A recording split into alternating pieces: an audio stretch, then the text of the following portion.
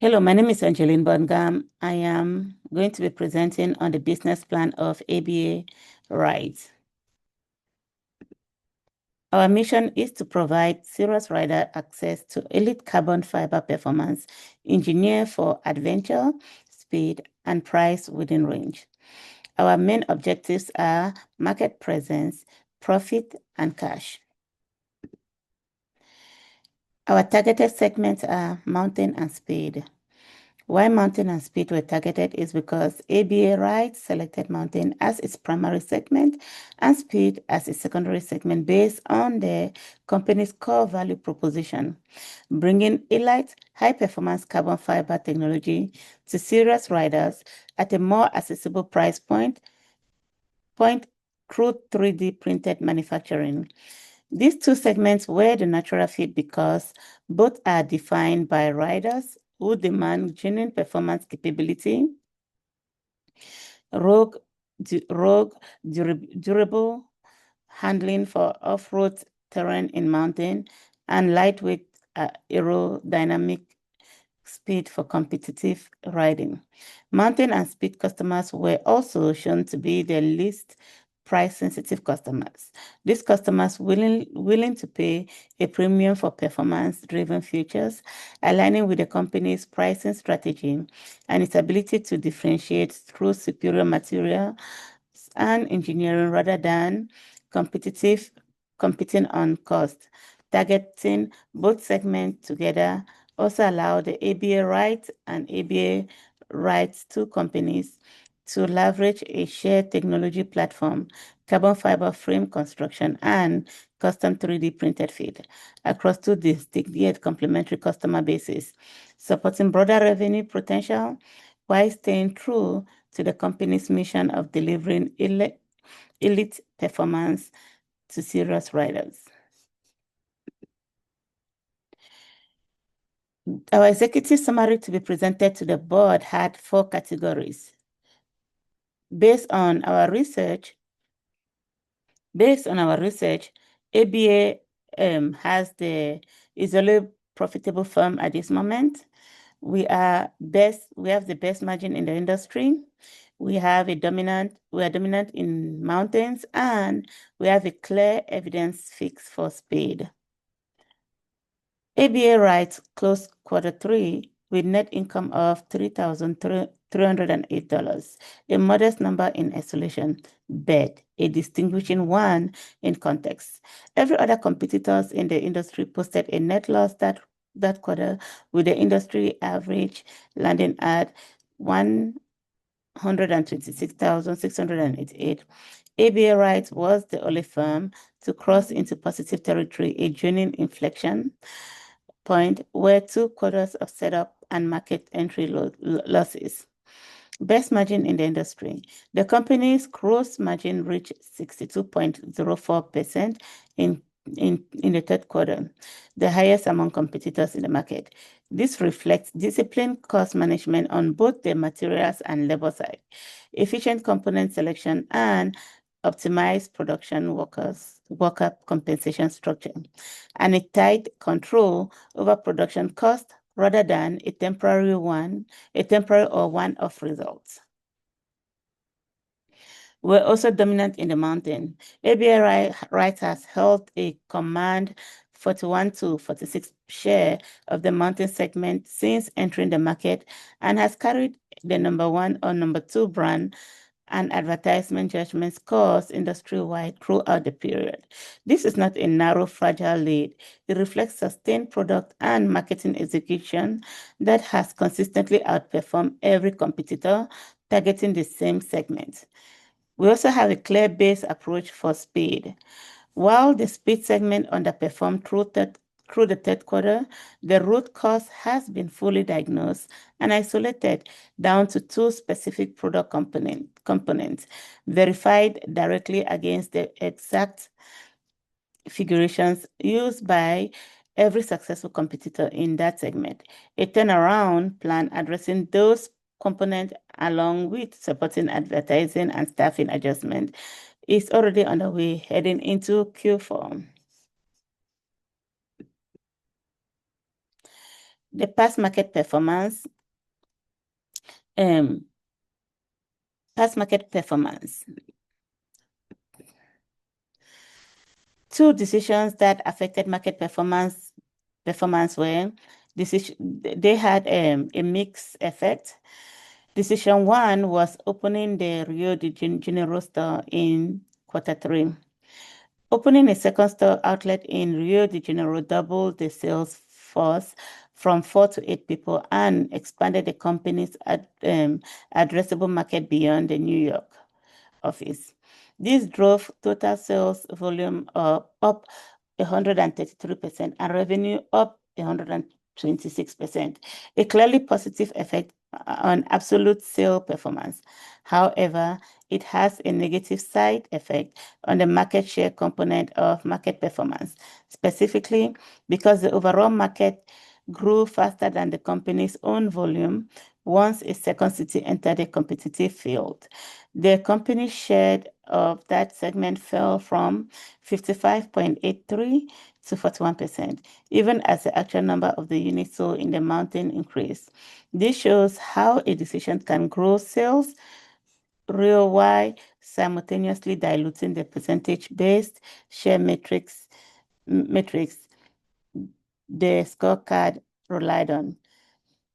Decision two was a negative effect, the speed brands component selection.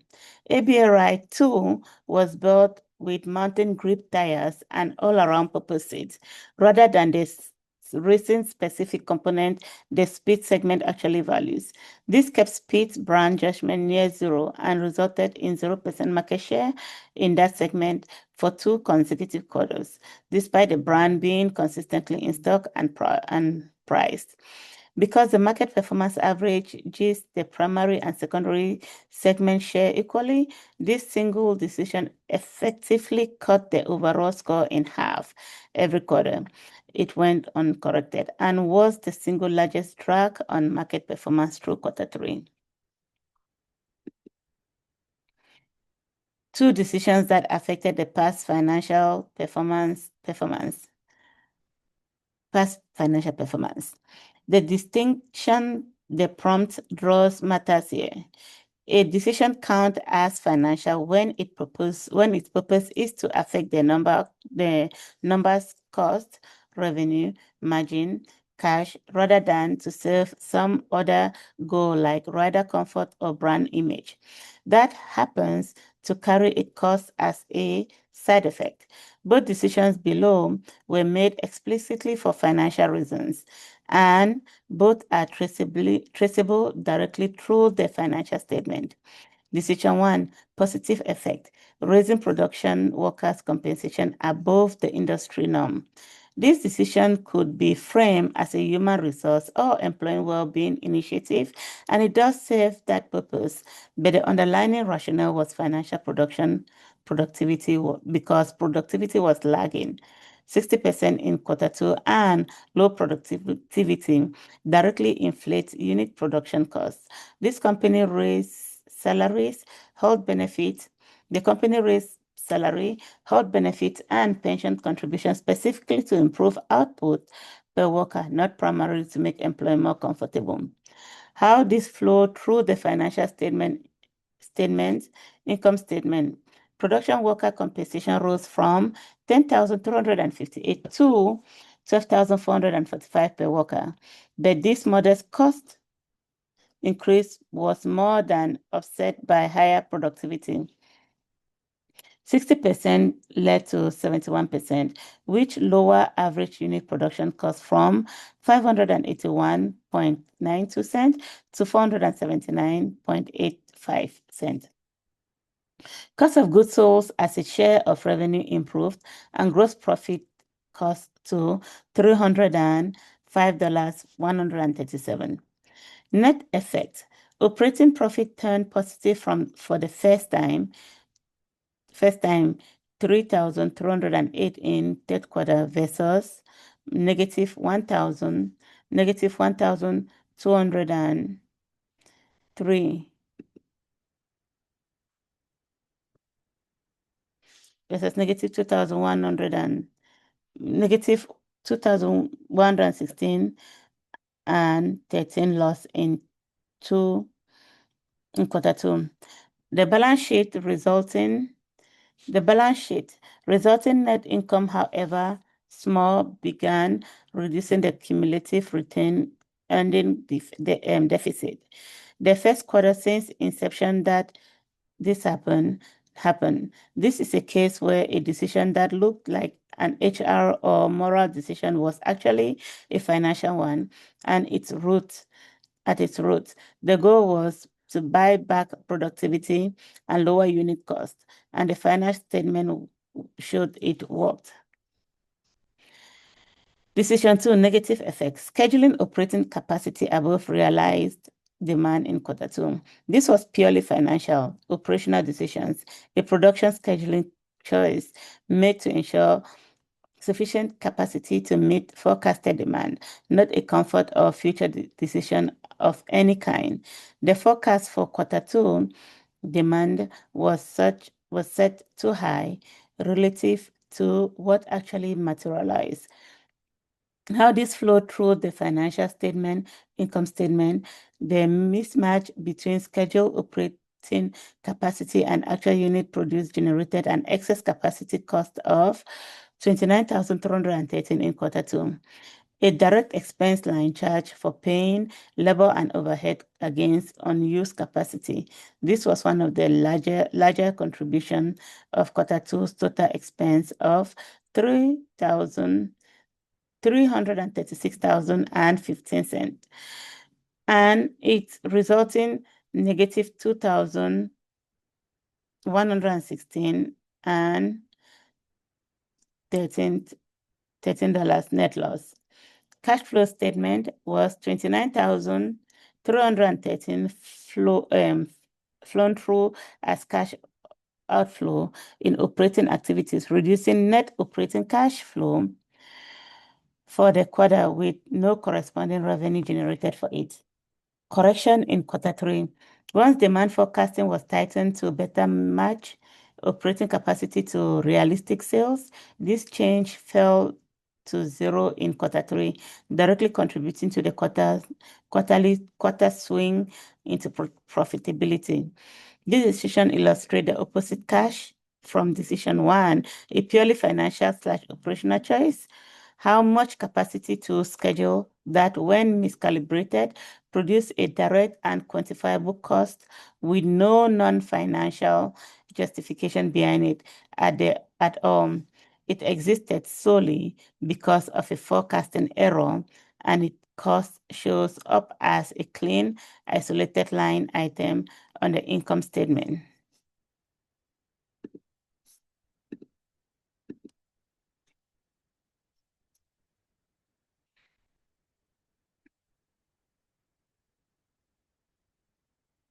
SWOT analysis, our SWOT analysis for quarter three. Strength was internal. Industry-based gross margin was 62.04%, and the only firm with positive net income in quarter three. We were also dominant in the we're dominant mountain position, with our dominant mountain position 41 to 56% share, with the top brand and ad judgment scores. Lowest cost, highest satisfaction production workers compensation in the industry. Zero debt, financial risk score of 1. Weakness was internal. Speed brand judgment near zero, which was 13 out of 100 from a component mismatch.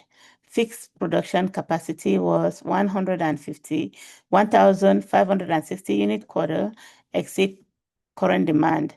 Sales force and supervisor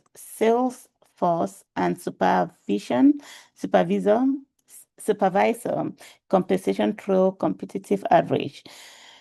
Smallest advertising footprint of any competitors. Opportunities was external.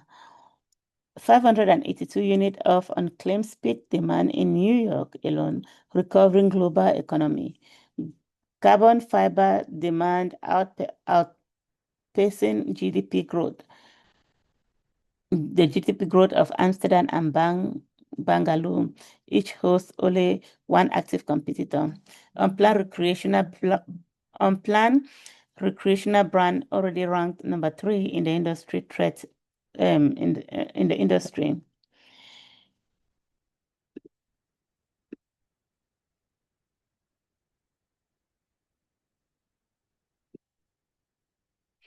Threat was external, escalating rogue frame reliability reports, now including injuries. Aggressive competitors, Thunder Bike, running near 96% capacity utilization, renew post-recession price resistance among buyers. Company reputation score remains lowest in the industry. Greatest strength and biggest weakness. ABA Right greatest strength is its financial discipline. The company holds the industry best gross margin and was the only firm to post a profit in the third quarter. A durable advantage built on efficient production and compensation decision rather than a single favorable quarter. In its biggest weakness is a narrow internal product design failure in the Speed brand. The wrong tires and seat were selected, which is isolated and directly correctable rather than reflecting a broader strategic problem, since the segment pricing and advertising are both already competitive.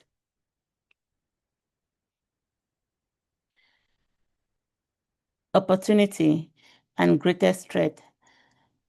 The company's best opportunity is the 582 unit of proven unclaimed speed demand sitting in their own New York market, which requires no new distinct distribution or geographic expansion to capture, only a fix to the existing product. Its greatest threat is the escalating industry-wide pattern of carbon fiber frame cracking now associated with rider injuries. This poses the greatest risk to ABA, right? Specifically because it holds the largest mountain market share by any competitor and therefore the most exposure if the issue becomes a public safety concern.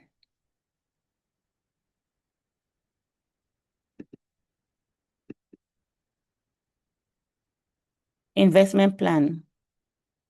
The balance sheet shows a debt-free company funded entirely by 2.5 million in founder equity through quarter 3, and the requested 2.5 million venture capital investment would bring total equity to 5 million while preserving their same zero leverage capital structure. ABA Right strategy quarter 4 through 6. We have the marketing strategy, which is to fix the Speed brand component and expand its advertising reach to match competitors. The sales channel strategy to keep the current 2-city footprint and add more Speed-trained staff in New York. Human resource strategy is to extend the successful production worker pay strategy to supervisors and sales staff. Manufacturing strategy is to invest in material and reliability, not more capacity, upgrading the mountain frame carbon fiber. Financial strategy is fund the plan with the 2.5 million equity raise, keeping the company debt-free.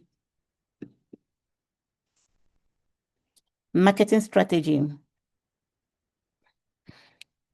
The final tactical plan confirms advertising budget rose from 37,191 to in quarter 3 to 65,000 in quarter 4, alongside internet marketing expense growing from 2,000 to 2,500, a deliberate near doubling of media investment. This reflects the plan to correct the Speed brand components and expand its advertising reach to close the gap with competitors who were outspending the company on media by a wide margin. Sales channel strategy. News No new stores are planned to be opened in Q4. Stores to be open shows none, and store expense dropped to zero in Q4 with no new location costs to fund. This final tactical plan confirms number of store sales people rose from 8 to 10, and total sales force expense rose to 66,286 in Q4, up from 45,105 in Q3, with union demand per store salesperson projected to grow from 49 to 65, confirming the strategy of adding staff within the existing New York and Rio de Janeiro footprint rather than expanding into a third market. Human resource strategy. The plan shows production supervisors' compensation rising from 19,929 to 21,500, and average salesperson compensation rising from 21,174 and 26,000 in Q4, while production worker compensation holds steady at $12,455, confirming that the compensation increases are targeted specifically at the two groups that lagged the competitive average, not a blanket raises across the workforce. This plan also lists 8 system improvement actions beginning in Q4, which is chemical collection, protective clothing, airflow control, cross-train workers, team work skills, operating control, fitness center, and bike trail, supporting continued investment in employee involvement and workplace safety. Manufacturing strategy. In addition to fixed capacity dropping to zero in Q4, Q5, and Q6, investment in fixed capacity falls to zero. A clear plan confirmed decision not to purchase additional production capacity since available fixed capacity already stands at 1,560 units per quarter against a much smaller projected demand of 650 units. Total R&D cost also falls to zero, redirecting that budget towards the brand and marketing corrections rather than new production development. The manufacturing decision, past, present, and future, past first quarter to third quarter added one 3D printer per quarter, which was 240K each, building capacity to 1,560 units by third quarter. Raised worker paid in third quarter, which cut lost capacity from 40 to 30 and eliminated the 29,313 excess capacity cost seen in Q2. Present Q4, no new capacity added. Existing 1,560 units already exceed demand. Investment shifted to reliability, upgraded mounting frame material, and funded 6 quarter quality/training improvement to address a stall reliability score.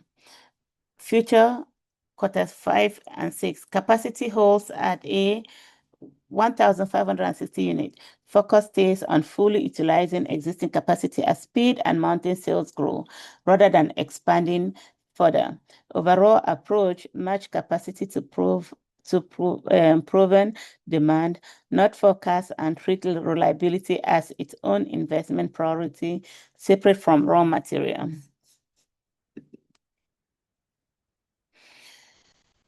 Financial strategy. Fund the plan with 2.5 million equity raise, keeping the company debt-free.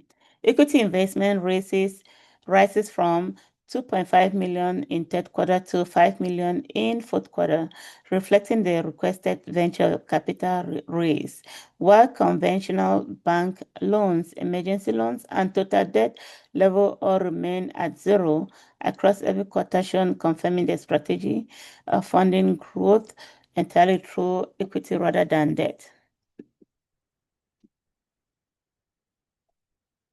2 anticipated benefits.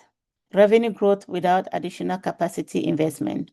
The final tactical plan projected revenue growing from 491,800 to quarter three, in quarter three to 845,000 in quarter four, a 72% increase. Why investment is fixed in fixed capacity and addition to fixed capacity both fall to zero. Because available fixed capacity already stands at 1,560 units per quarter, this growth is expected to come from selling more effectively into existing capacity rather than from spending more to build it. A direct efficiency gain that improves both revenue and asset utilization simultaneously.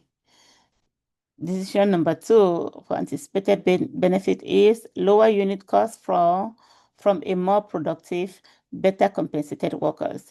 The plan shows zero lost capacity due to production productivity falling to zero in quarter four, continuing the improvement already seen from 40% in quarter two to 30% in quarter three, which drove average unit production cost down from 582 to 480 per unit. This trend is expected to continue a production supervision compensation of 21,500 and average salesperson compensation of 26,000 raised above third quarter level, extending the same strategy that succeeded with production workers to the two remaining employee groups, lowering cost while improving retention output.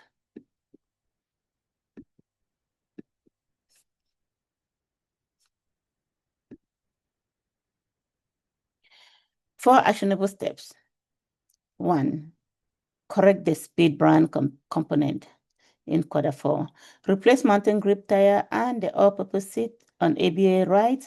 2. With racing fast tire and a racing seat update its advertisement to include the newly supported claim, roll fast with racing tires, matching the exact configuration used by every successful competitors in the speed segment. Actionable step 2, expand speed segment advertising and internet marketing in quarter four. The final tactical plan confirms advertising rose to 65,000 from 37,191 in quarter three, and internet marketing expenses rose to 25,000 from 2,000 in quarter four, a deliberate near doubling of media investment that closes the gap with competitors currently outspending their company 2 to 1 or more. Sales channel strategy, add speed train sales staff in New York, quarter four. The final tactical plan confirms that the number of store sales people rose from 8 to 10, and total sales force expense rose to 66,286 in quarter four, up from 45,105 in quarter three. While store expense fall to zero with no new store opening plan, reflecting the added speed train headcount within the existing footprint, hold the store footprint steady and grow demand per salesperson in quarter four from quarter four to through 6. Keep store to be open at none through Q6 rather than entering a third market, and target growth to unit demand per store salesperson from 49 to 65, capturing more of existing 582 units of unclaimed speed demand in New York through better execution in current markets rather than new geographic expansion.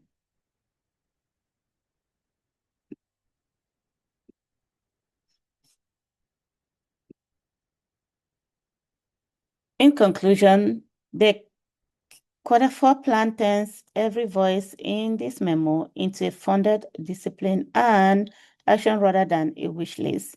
Marketing push for innovation and sales, calls for more feet on the ground. Both show up as targeted investment, fixing the Speed brand's proven component, nearly doubling its advertising reach, and adding two trained salespersons in New York without the open-ended R&D spend that accounting one the company couldn't afford. HR hopes for a more engaged, better compensated workers is already underway with 8 system improvement actions and increased pay for supervisors and sales staff. And the production workers' environmental and safety concerns are being met head-on. Chemical handling, protective equipment, and airflow controls are funded alongside a plan upgraded to the mountain frame carbon fiber directly addressing the reliability issue marketing flagged before it became a bigger one. Manufacturing cautions about capacity is honed by holding steady rather than overbuilding, keeping the balance sheet lean. With every functional priority addressed, zero debt and the industry only profitable quarter already behind it, ABA Wright enter the quarter four with a plan built on alignment, not compromise, and a strong grounded foundation for growth ahead.